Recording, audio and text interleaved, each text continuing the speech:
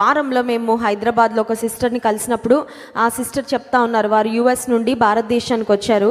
ఆ సిస్టర్ చెప్పిన మాట ఏంటంటే, మా దగ్గరలో ఉన్న మరొక కుటుంబము, ఆ యవనస్తుని యొక్క తల్లి ప్రభునందు నిద్రించారు, దేవుని సన్నిధానానికి వెళ్ళిపోయారు.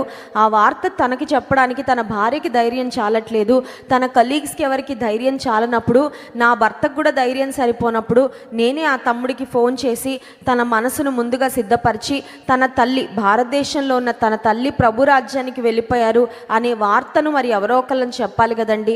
నేను ధైర్యం చేసి మరి తనకి ఎలా చెప్పాలి అని ప్రార్థన చేసుకొని తనకి చెప్పాను. చెప్పిన తర్వాత అబ్బాయి కుప్పకూలిపోయాడు, చాలాసేపటి వరకు కోలుకోలేకపోయాడు, విన్న వార్తను జీర్ణించుకోలేకపోయాడు అని ఆ సిస్టర్ చెప్పారు. నిజమే, మంచి వార్తలు, గుడ్ న్యూస్, నీకు జాబ్ వచ్చింది, లేకపోతే నీకు దేవుడు పెళ్ళి సెటిల్ చేశాడు, లేకపోతే మీ సమస్యలన్నీ తీరిపోతున్నాయి, ఇలాంటి మంచి వార్తలు చెప్పడానికి చాలా ఈజీగా